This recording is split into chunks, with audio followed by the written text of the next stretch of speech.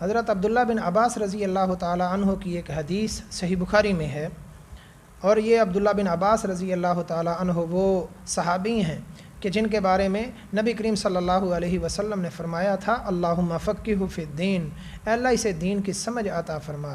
اور یہ نبی کریم صلی اللہ علیہ وسلم کے چچا کے بیٹے بھی ہیں، اور یہ مفسر قرآن بھی ہیں، یعنی صحابہ کرام میں یہ مشہور تھا کہ عبداللہ بن عباس رضی اللہ تعالیٰ عنہ مفسر قرآن ہیں، اور آج تک ان کا یہ لقب مفسر قرآن کا امت کی طرف سے دیا گیا موجود ہے۔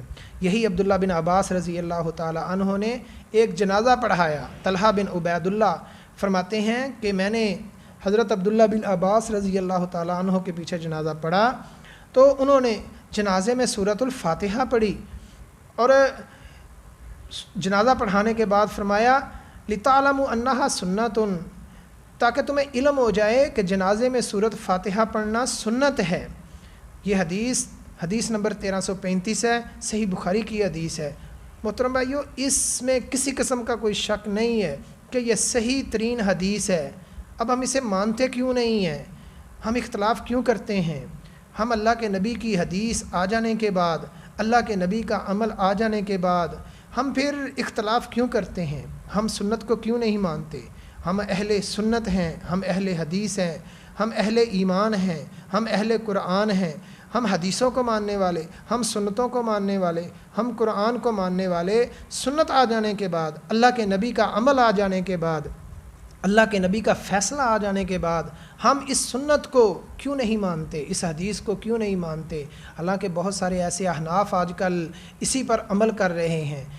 اللہ کے نبی صلی اللہ علیہ وسلم کے فیصلے کے متعلق، اللہ کے نبی کے عمل کے متعلق قرآن حکیم میں مالک کائنات فرماتے ہیں وَمَا كَانَ لِمُؤْمِنٍ وَلَا مُؤْمِنَةٍ إِذَا قَضَى اللَّهُ وَرَسُولُهُ أَمْرًا أَن يَكُونَ لَهُمُ الْخِيَارَةُ، کسی مومن مرد اور عورت کے لیے یہ مناسب نہیں ہے کہ جب اللہ اور اس کا رسول کسی معاملے میں فیصلہ کر دے تو پھر بھی اپنے دل میں کوئی اختیار باقی رکھیں، کیونکہ اختیار صرف اللہ اور اس کے رسول کا باقی رہ جاتا ہے۔ کلمہ پڑھنے کے بعد پھر اپنا اختیار باقی نہیں رہتا۔ جب سنت آ جائے تو پھر اللہ اور اس کے رسول کے سامنے اپنے آپ کو جھکا دیں، اسی میں کامیابی ہے۔ اور ایک جگہ قرآن حکیم میں فرمایا مالک کائنات نے فَإِن تَنَازَعْتُمْ فِي شَيْءٍ فَرُدُّوهُ إِلَى اللَّهِ وَالرَّسُولِ، اگر تم میں کوئی تنازع پیدا ہو جائے، اگر تم میں کوئی جھگڑا پیدا ہو جائے تو اس کا فیصلہ کون کرے گا؟ فَرُدُّوهُ إِلَى اللَّهِ وَالرَّسُولِ، اسے اللہ اور اس کے رسول کی طرف لوٹا دو۔ اب ہم اللہ اور اس کے رسول کی طرف لوٹا رہے ہیں۔ فیصلہ انہوں نے کیا کیا ہے؟